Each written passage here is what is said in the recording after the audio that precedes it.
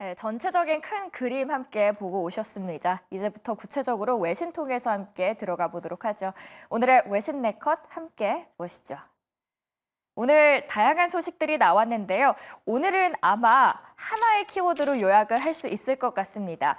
실적, 실적, 실적.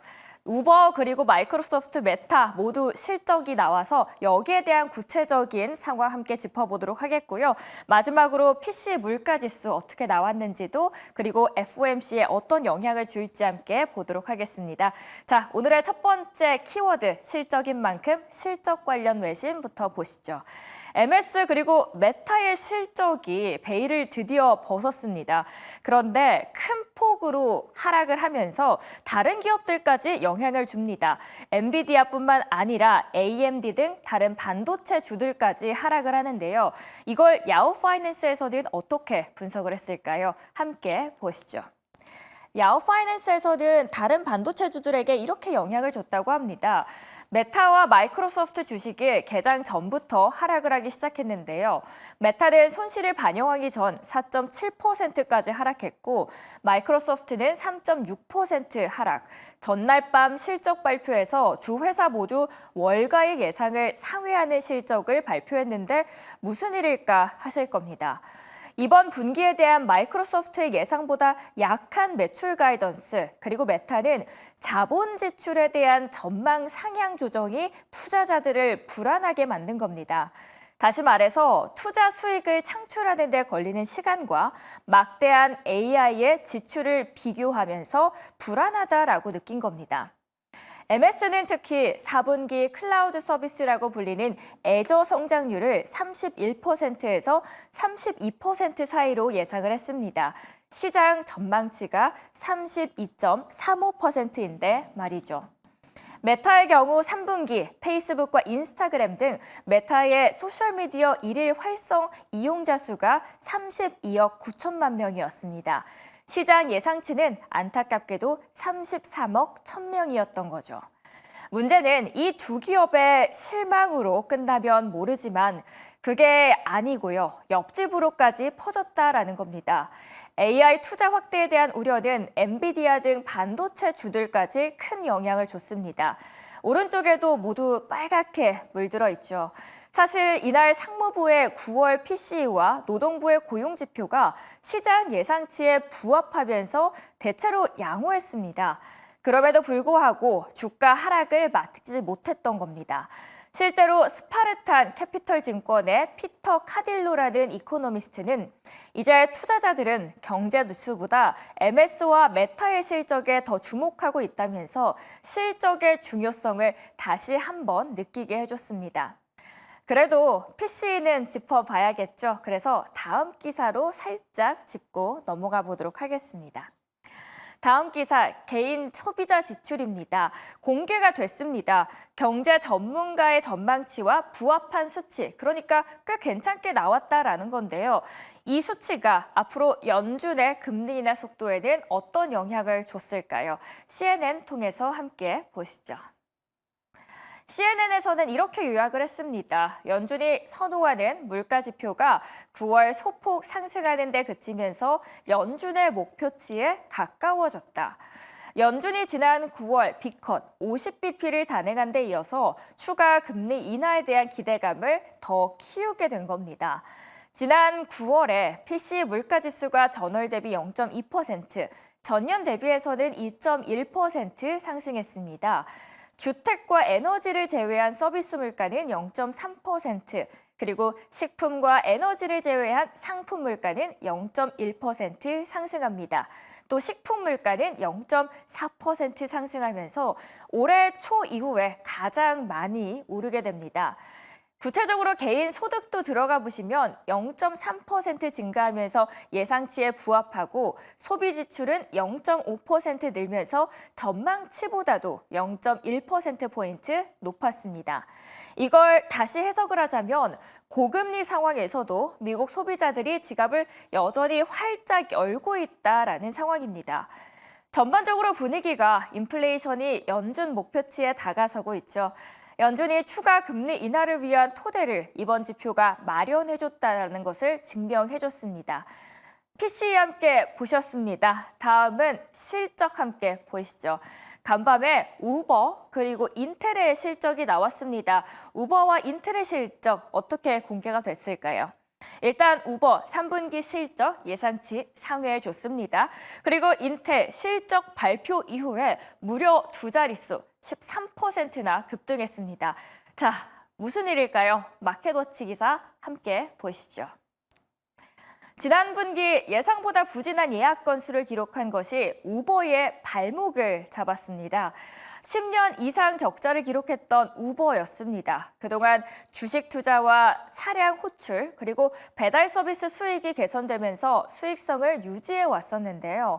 이번 실적은 애널리스트들의 예상을 상회했지만 앱의 총 거래액인 예약 건수가 실망스러운 수익을 기록하면서 주가는 장중 거래에서 10% 이상 하락했습니다. 여기에 대해서 CEO는 우리는 핵심 사업에서 강력한 실적을 거두고 있어서 새로운 제품과 기능에 장기적으로 도움이 될 투자도 가능하게 됐다라고 긍정적으로 이야기를 하죠. 한편 우버의 음식 배달 라이벌인 도어대시는 수요일에 상장 이후 첫 수익을 올립니다. 우버의 차량 호출 경쟁자인 리프트와 제휴할 계획도 공개하면서 이날 함께 주가는 오릅니다. 한편 인텔의 주가 13%나 올랐다라고 말씀을 드렸죠. 인텔 장 마감 후에 실적이 공개됐는데요. 인텔의 주가는 예상보다 나은 매출을 보고하고 기대치를 상회하는 분기별 가이던스를 발표한 후에 13% 급등을 한 겁니다. 지난 분기 매출이 132억 8천만 달러, 시장의 예상 130억 2천만 달러를 소폭 상회했습니다. 그러나 주당 46센트의 손실이 발생했고요. 시장의 예상 3센트를 크게 상회한 거죠. 다시 말해서 실망스러운 실적을 발표한 겁니다. 그런데 왜 시간 외에서는 13%나 올랐을까요? 이번 핵심은 분기 전망이 좋았다라는 겁니다. 인텔은 이번 분기 주당 순이익이 12센트, 매출이 133억 달러에서 143억 달러 더 오를 것이다라고 이야기를 했습니다. 시장의 예상치 주당 순이익 8센트, 매출은 136억 6천만 달러를 크게 상회했죠. 전망이 시장의 예상을 상회하자 인텔은 이렇게 시간을 거래해서 무려 15% 정도까지도 폭증을 하는 모습을 보여줬습니다. 자, 오늘의 키워드 실적이라고 말씀을 드렸던 만큼 실적 관련된 이야기로 쭉 풀어봤습니다. 이제는 구체적으로 전문가 통해서 깊이 있는 분석 들어가 보도록 하죠. 바로자산운용의 윤정식 상무 함께하도록 하겠습니다. 상무님 안녕하세요. 네, 안녕하세요. 오늘도 정말 많은 이야기들이 나왔는데 핵심은 실적이었던 것 같습니다. 그런데 실적 먼저 여쭤보기 전에 PC로 인해서 연준의 결정에 대한 어떤 영향을 줄까 궁금하네요. 네, 사실 최근에 연준의 금리 인하에 대한 움직임들, 물론 이제 연준이 금리 인하는 딱 하는 날이 정해져 있죠. 근데 이 날이 되지 않았음에도 불구하고 시장이 체감하는, 그러니까 채권 금리가 어떻게 보면 연준을 미리 좀 반영해주는 시장의 이 투심이 심리가 반영이 되어 있는 게 채권 금리인데, 이 채권 금리를 보면 연준의 이 움직임들이 좀 둔화되지 않을까, 금리 인하에 대한 움직임이 둔화되거나 더뎌지지 않을까라는 그런 예상을 할 수가 있죠. 이 PC도 그렇고요. 뭐 여러 가지 경제 지표들 최근에 발표되는 것들 중에 경제가 굉장히 좋지 않다라고 느낄 만한 게 상당히 적습니다. 대체적으로 미국 경제가 미국은 상당히 잘 돌아가고 있구나라고 생각할 수 있을 만한 그런 지표들이 굉장히 좀 많이 나왔었는데요. PCE 같은 경우는 시장 예상치보다 소폭 에너지랑 식료품을 제외했을 때 시장 예상치보다 조금 더 높은 정도지 21년 2월 이후에 가장 낮은 상승률입니다. 개인 소비 지출인 거거든요. 한마디로 이 전체적인 지출이 줄어들고 있다. 물가가 그렇게 우려스럽지 않은 상황이다라는 겁니다. 물가가 안정적인 흐름에 접어들었다라고 보시면 되겠는데요. 이런 부분들이 있기 때문에 연준에서는 사실 연준이 금리 인하를 하는 것은 미국 경제가 좋지 않기 때문에 유동성을 좀 더 풀어서 유동성의 힘으로 경기를 살리고 주가도 좀 부양하고 이런 모습들 기대하고 금리를 인하하는 겁니다. 근데 그러다가 물가가 폭등해 버렸을 때는 연준은 좀 더 큰 타격을 입게 되는데요. 한국은행도 마찬가지고요. 그래서 금리 인하는 굉장히 신중하게 결정할 수밖에 없는 상황인데 연준의 금리 인하에 대한 속도를 연준은 사실 좀 더 더디게 하고 싶은 마음이 있지만 그런 지표들이 안 나왔었는데 최근 들어서 나오는 이런 경제 지표를 본다라면 연준의 금리 인하 속도를 더디게 하는 그러니까 금리 인하가 굉장히 가파랐다라면 이전에 50bp였기 때문에 이제는 상당히 완만한 그러니까 시간을 두고 금리 인하를 천천히 할 수 있을 만한 명분을 줄 수 있는 그런 이유가 될 수 있는 지표들이 계속적으로 나왔다. 그래서 금리 인하는 좀 더 완화된 움직임이 앞으로도 계속적으로 좀 나올 가능성이 높은 상황이다라고 보시면 되겠습니다. 네, PC 발표로 인해서 연준의 금리 인하를 조금씩 완화되는 스탠스를 보일 것이다라고 말씀을 해주셨습니다. 자, 메타와 MS의 실적이 그런데 PC의 결과를 무색하게 만들었습니다. 전반적으로 반도체에도 부정적인 영향을 준 것 같은데요. MS와 그리고 메타 어떻게 보셨습니까? 네, 사실 MS와 메타 때문에 어젯밤에도 미국 시장이 상당히 많이 하락을 하는 그런 모습을 보여줬습니다. MS와 메타가 빅테크 기업이기 때문에 반도체에 영향을 준다라고 해석을 해볼 수도 있지만 이번에는 이런 영향보다는 직접적으로 AI로 연결고리를 만들어져 있는 이 AI의 반도체 소비가 둔화될 수도 있다라는 우려감이 나온 거거든요.